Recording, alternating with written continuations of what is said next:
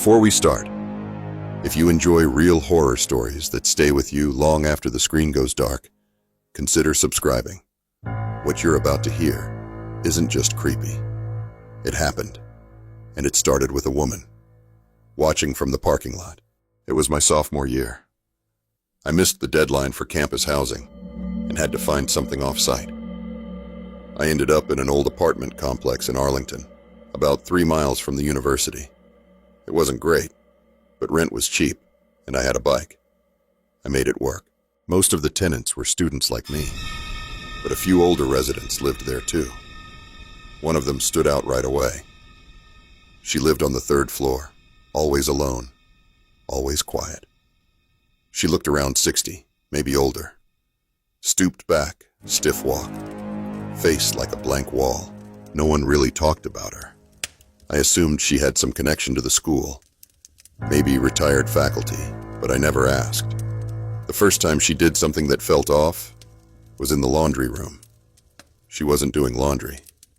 She was just standing there, watching us. I caught her looking straight at me. It wasn't casual.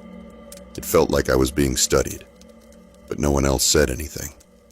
They acted like she wasn't even there. I tried to shake it off. A few nights later, I was working on an assignment in my room. I pulled the curtain aside and looked out. She was standing in the middle of the parking lot, not on the sidewalk, just out in the open. And she was looking straight at my window. It was freezing out. She wasn't wearing a coat. I don't know why I did it, but I raised my hand and waved. Her eyes lit up. She jumped up and down a few times, then turned and ran toward the stairs. I didn't sleep well that night. She knew where I lived now. I asked around the next day. One guy just shrugged and said, "She's been here forever. We all just ignore her." That didn't sit right with me. After that, things got worse. I started seeing her in places she didn't belong. By the mailboxes, near the power room, behind the dumpsters, always quiet, always watching. Then I lost my spare key. I always kept it on a metal hook near my desk. I don't lose things, but it was gone. I felt exposed. I stopped sleeping with my door unlocked. One night, I woke up at 3 a.m. I heard something faint, like a soft, scuffing sound. It came every few seconds. I sat up and realized it was coming from my closet. Something, or someone, was shifting behind the door. My heart was racing. I got up slowly and walked to the closet.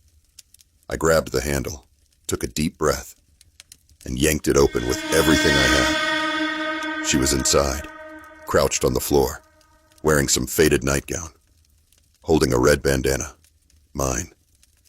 In the other hand, a pair of scissors. She looked right at me and lunged. I screamed and tackled her to the ground. She was weak, but she fought hard. Neighbors came running. Someone called the cops. They took her away without a word. The building manager confessed a few days later. She was his aunt, diagnosed with severe mental illness. Instead of treatment, he kept her hidden in a spare unit. He was arrested. And me? I'm alive. But every time I open my closet, I see her face.